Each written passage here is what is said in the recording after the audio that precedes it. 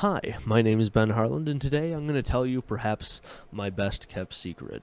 Nobody would ever guess this about me.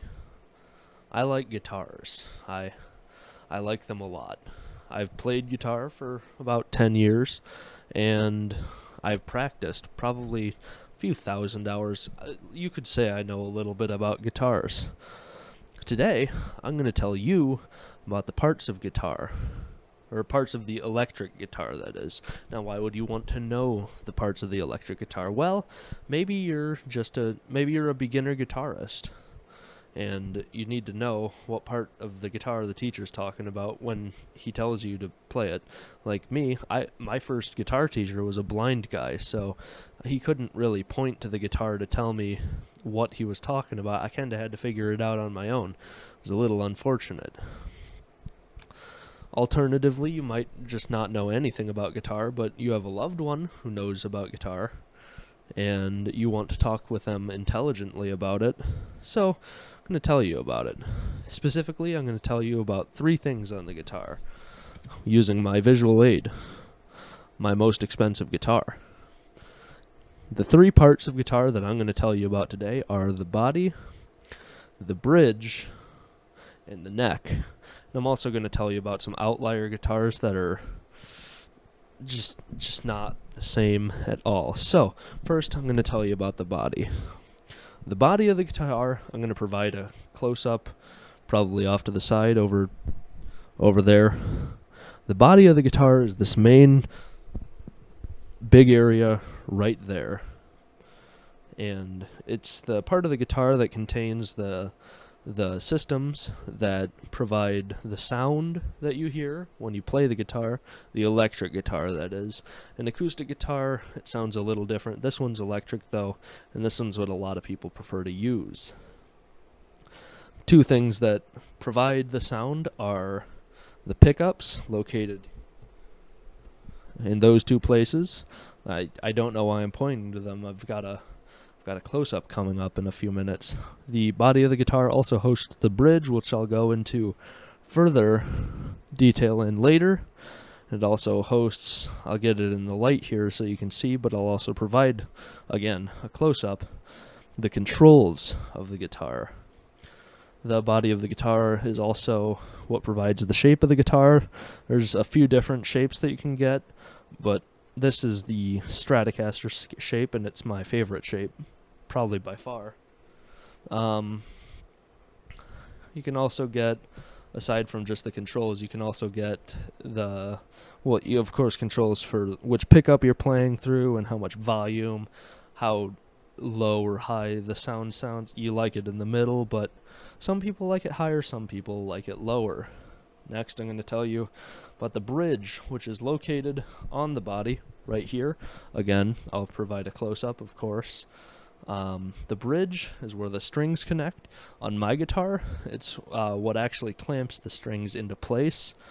Because my guitar, the bridge moves up and down a little bit so that you can alter the pitch of the sound that you're playing while you're still playing it. It's pretty neat. A lot of rock guitarists, I am a metal guitarist, and a lot of us metal guitarists like to use that pitch shifting ability to cause problems for our mother's ears, because you can make it go really, really high. And common tip about mothers, they don't really like it when the pitch goes high. Next, I'm going to tell you about the neck of the guitar. This is where you do all of the guitar playing that makes it sound so fanciful, and people enjoy that sound. They like to listen to it. Well, at least I like to listen to it, and most people do.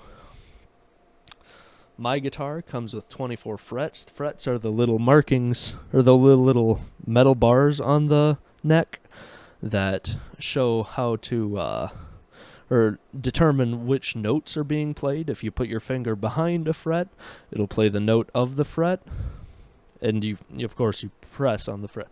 It's basic guitar things. If you're a beginner guitarist, you know that.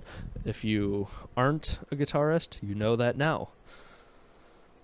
Also connected to the neck is the headstock. Most brands of guitars have a very distinct headstock that they have on all of their guitars.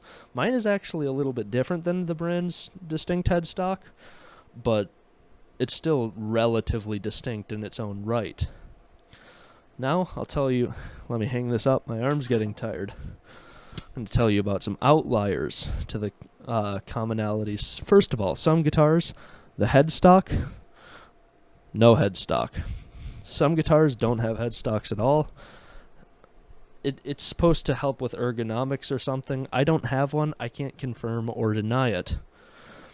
Some guitars have most guitars have a different shape of the body of the guitar, but it's all up to user preference. It doesn't actually do anything important. And most importantly, a lot of guitars have a different bridge. I have a bridge called a Floyd Rose tremolo system. Tremolo meaning that you can rock it up and down using the whammy bar, make those cool noises. However, some guitars, like this guitar, the bridge is completely locked down. It doesn't move at all. I mean, you could make it move, but it'd probably be bad for the guitar. Wouldn't recommend it. That's pretty well all the variation you're going to get in those three major parts of the guitar. So in review, I told you about the neck of the guitar, the body of the guitar, and the bridge of the guitar, which are the three main parts that you really need to know about. You might need to know especially about the headstock at some point, because that's where you tune the guitar, but it's not really all that important. You might have your teacher doing that for you. I hope that my speech on guitars was informative to you, and I hope that you use this information wisely, for good, not for bad, although it would be relatively difficult to use it for bad.